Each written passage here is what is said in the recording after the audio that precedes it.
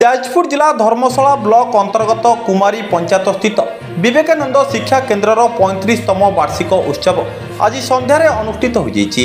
प्रधान शिक्षक नवघन महांती पौरोहित अनुष्ठित उत्सव में इटकोर अवसरप्राप्त डीजीएम पुष्पराज प्रधान मुख्य अतिथि भाव जोगदे प्रदीप प्रज्वलन करी उत्सव को उद्घाटन करते। डॉक्टर प्रियनाथ महापात्र मुख्य वक्ता, जाजपुर जिला पूर्वतन सांसद रीता तराई सम्मानित अतिथि भाव जोगदे शिक्षा हेउची गति एवं प्रगति बोली कहिथिले। एही अवसर में कुत्री छात्र छात्री मानकु अतिथि माने पुरस्कृत करथिले। सभापति किशोर चंद्र नायक अभिभाषण प्रदान करथिले। संपादक वैकुंठनाथ साहू सूचना प्रदान करथिले।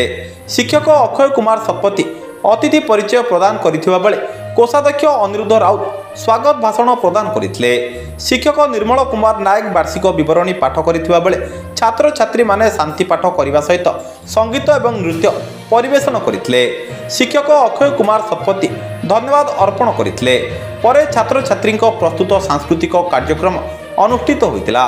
पुरातन छात्र छात्री समेत अभिभावक माने उपस्थित थिले। Bureau report Suryast news. Vivekananda Shiksha Kendra आज 35तम वार्षिक उत्सव रे जोग देवार मत सुजोग मिलता।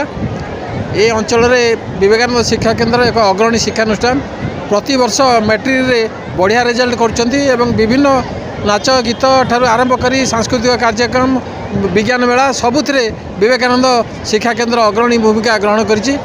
आज ये जो कार्यक्रम रे जोग देई निजक धन्य मन कर। विवेकानंद शिक्षा केन्द्र तार 35तम वार्षिक उत्सव पालन करुछि।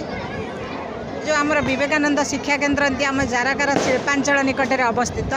यह एक बहुत भल अनुष्ठान सर्वपुरातन अनुष्ठान। ये अनुष्ठान में बहुत छात्र छात्री प्राय सबु वर्ष A1 रे उत्तीर्ण हुंती। स्कूल गुरुजी गुरुमा माने बहुत शिक्षादान करती। आमर जो सभापति संपादक कहते जे स्कूल आमर +2 खोलने सरकार निर्देश आई।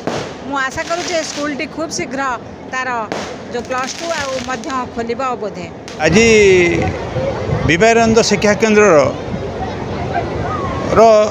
निमंत्रण पाई मुझे मुख्य अतिथि से योगदान करी। ये जहाँ शुणिली जे मैनेजमेंट तथा ये शिक्षक मानकर अक्लांत परिश्रम रे पिला माने भलो रिजल्ट करुछंती एवं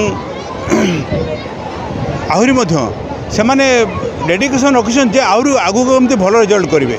आमे मध्य चाहूछु केमिति ये संस्थार भलो उन्नति हो एवं जहाँ दरकार पड़े सहयोग में करिया।